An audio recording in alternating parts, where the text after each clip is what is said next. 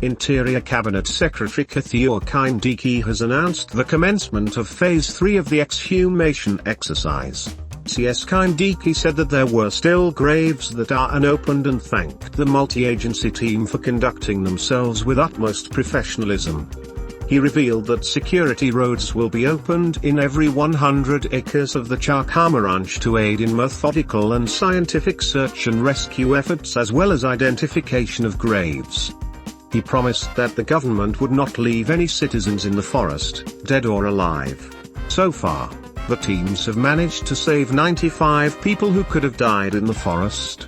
Some are still recuperating in hospitals, and some have been reunited with their families. Kindiki said that the government would convert Shakahola Forest into a national memorial in remembrance so that Kenyans and the world do not forget what happened here. He added that once the security operation is concluded, the government shall call a congregation of all believers from all faiths and the national leadership for a commemoration service. Kindiki also said that police officers have discovered that Mackenzie may have extended his criminal activities beyond 800 acres. The multi-agency team is concentrating on more than 37,000 acres, and that is why in every 100 acres, there will be a security road to facilitate thorough, methodical, and scientific investigation and evidence gathering. Remarks to say two other things. One, what has happened here is not a small matter. It's not a small matter for Kenya. It's not a small matter for humanity all over the world. What has happened here is a grave outrage on humanity. And for that reason, the scene of crime where this most horrendous criminal work has been carried out can never be again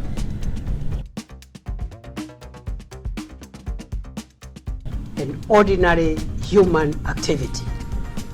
And for that reason, once the scene of crime is clear of the investigations and subject to any directions that may be given by the judiciary, the scene of crime will be taken over as a national memorial. And therein, governments, in consultations with the members of the public community, will convert this scene of crime to a place of remembrance so that many generations to come, many centuries into the future, Kenya and the world will never forget that there was this kind of outrage on humanity here in Shakahola. This is not a place that can be reverted.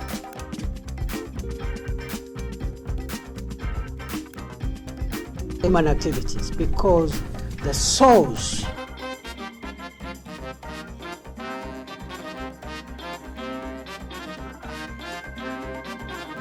than that. We will, on what it will be useful, but as I've said, it will be a place of remembrance, lest we forget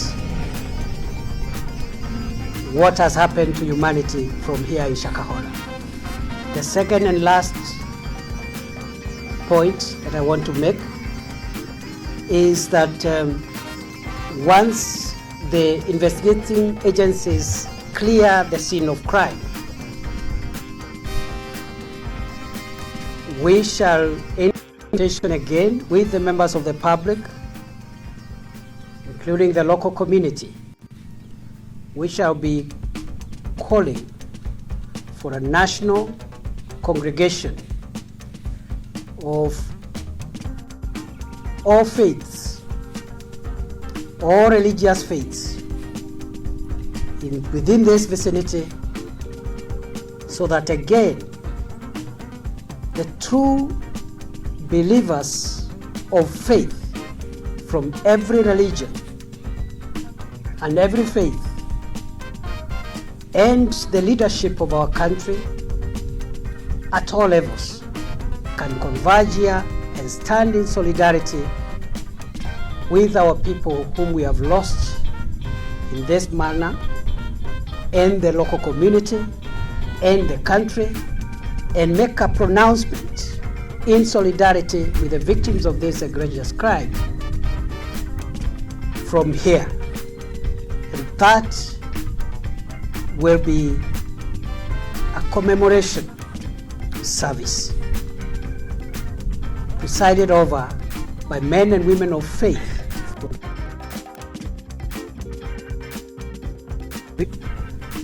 be able to rescue the damage that some people would want to visit on